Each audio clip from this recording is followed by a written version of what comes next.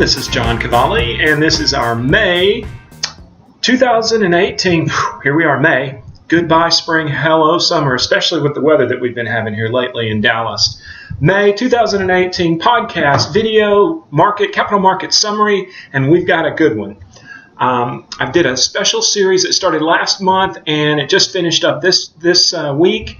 And let's jump first. Let's go over here to the actual blog. For those of you that are just listening, we do this in a blog podcast format so that you can listen. Don't take your hands off the wheel if you're listening. If you're watching, great.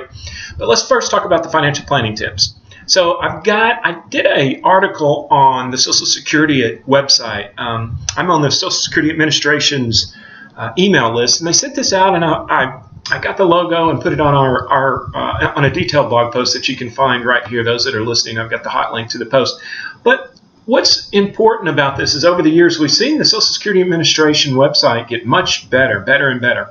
And the most important part about this is if you take a moment to go set up your account on the Social Security website, you can go in and confirm that your credited quarters are being added to your history. This is important because there is rhetoric that if you do not get within a certain time period, if you do not get your hours credited to your account, they can be lost. So, all right, moving on to our second portion of our personal financial planning area.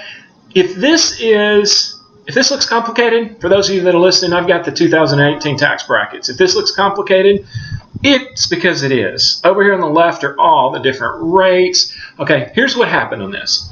Essentially, they pushed this tax bill through rather quickly. They left some old tax rates in, especially for investments. They put some new tax rates in for our federal taxes. And so we've got all these different tax rates.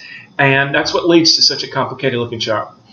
We are going to discuss this, as I mentioned here, those again that are listening, I'm looking at the rhetoric right below the tax table. We're going to discuss this in great detail over the coming months. One thing that's going to be very important is a 5-letter word that I'm going to ask you to remember, and it's called clump.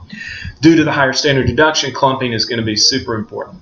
All right, moving right along. How about this chart? Thank you to our 13-year-old tennis player. It won't quite all fit in here, but this is a basic interest rate yield curve. Cost up here on the left side, time, and lower left, upper right. We did a 5-part series. I'm going to have a full video. I think the summer projects are going to do some fun educational videos, but I'm going to do a full video just on this. But I wanted to keep our feet moving on it. The final conclusion, which occurred earlier this week, is when the Fed raises rates too fast, it creates what's called an inverted yield curve.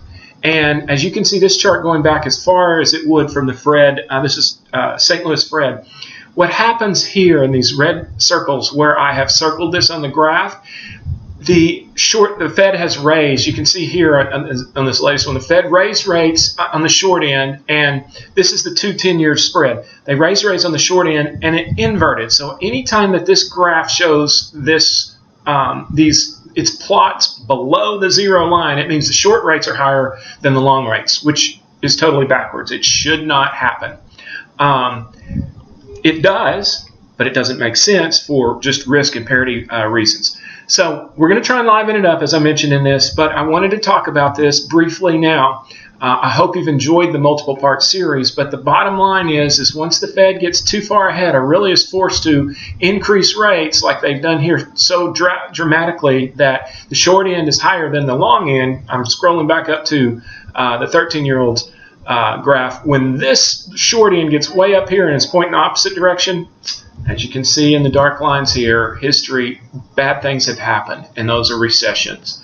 We'll keep an eye on this. We're not calling the end to the growth. We're just making a point. You can see this over here on the right. It is headed down, but that doesn't mean the yield curve couldn't shift parallel. Again, a topic for another discussion in greater detail. But here goes the tax rate, busy tax rate table. Those that are listening, I'm scrolling back up to the top of the video. I appreciate everybody hanging with me for this. It's probably gotten a little bit longer, but I was super excited to especially talk about the inverted yield curve and the tax rates. So we'll talk to you at the end of June, and we'll also have a newsletter video at that time. So thank you very much. Have a great start to your summer. If it's not as hot as where we are here, we hope you are enjoying it.